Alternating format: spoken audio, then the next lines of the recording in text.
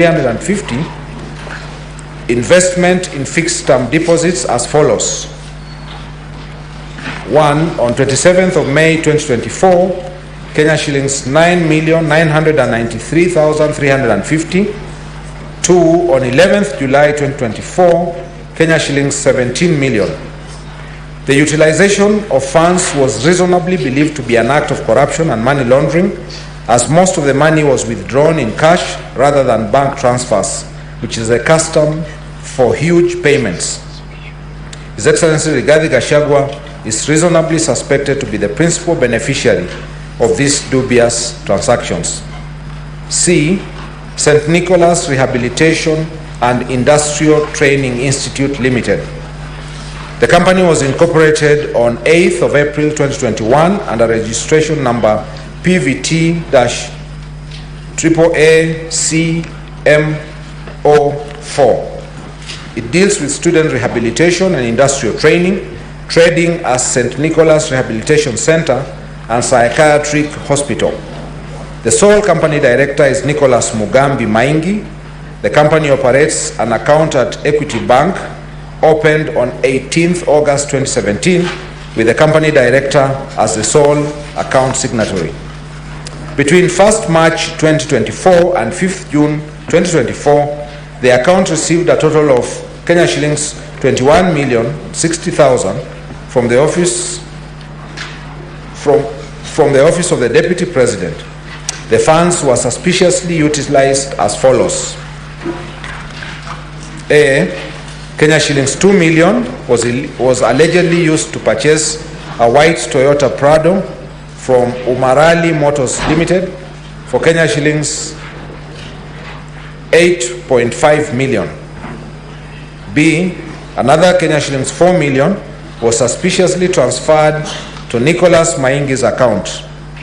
A cash trail in the personal account revealed that upon receipt of the funds, Nicholas made a transfer of Kenya shillings 4,660,000 to Umarali Motors Limited on 21st March 2024.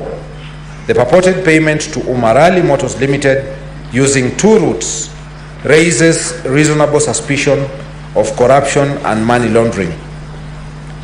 Further, prior to receipt of the two payments from the Office of the Deputy President, the account was transacting in minimal accounts, raising suspicions that the entire transaction was a conduit used by His Excellency Rigathi Gachagua to siphon public funds. The payment scheme used typifies money laundering transactions. From the matters outlined in the preceding parts, it is patently clear that there are serious reasons to believe that His Excellency Rigathi Gachagua, the Deputy President of the Republic of Kenya, using his state office, has committed gross economic crimes, namely conflict of interest, abuse of office, conspiracy to commit crimes under A. Sections 45(1)(a), 46, 47(a)(3), and 48(1) of the Anti-Corruption and Economic Crimes Act, and B. Sections 2, 3, 4, and 7 of the Proceedings of Crime and Anti-Money Laundering Act. Your Excellency Rigathi Gachagua, how do you plead to count 7, guilty or not guilty? Not guilty. Ground 8, serious reasons to believe that His Excellency Rigathi Gachagua has committed crimes under Section 132 of the Penal Code and Section 29 of the Leadership and Integrity Act. His Excellency Rigathi Gachagua has continuously misled members of the public through false, malicious, divisive, and insightful remarks that are contrary to the provisions of Section 132 of the Penal Code and Section 29 of the Leadership and Integrity Act. To illustrate, sometime in January 2024, His Excellency Rigathi Gachagua made a sensational but false accusation that Honorable Justice Esther Maina, Judge of the High Court of Kenya, had engaged in corruption. He publicly said he would present a petition for the removal of the said judge, which he has not done to date, leading to the inevitable conclusion that he knew his allegations were false.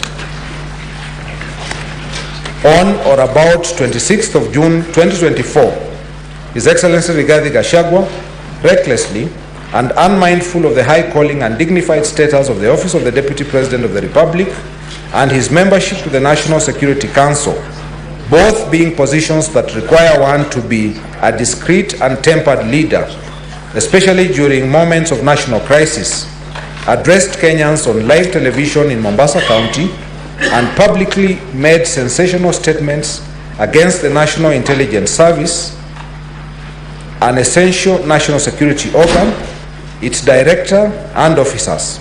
The following is an excerpt of part of his speech. I quote, "The Director General of the National Intelligence Service, Nurdin Haji, was a junior officer in the National Intelligence Service before he was appointed as DPP. When he was appointed to the office of the Director General, because of his inferiority complex, he chased away all the people who were senior to him when he was in the service, therefore crippling the capacity of that service and making it dysfunctional. 3 directors were chased away and reassigned to desk jobs in ministries across government. 13 assistant directors, men and women with proven track record of intelligence collection and analysis, were removed from the National Intelligence Service, leaving a shell and a clueless Director General who has no capacity to run the organization. And that is why the security sector was caught off guard by the intensity, the anger of the Kenyan people, the agitation of the Kenyan people, the resilience of the Kenyan people." End of quote. Your Excellency Rigathi Gachagua, how do you plead to ground 8, guilty or not guilty? Not guilty. Part C, gross misconduct pursuant to Article 151B(3) of the Constitution.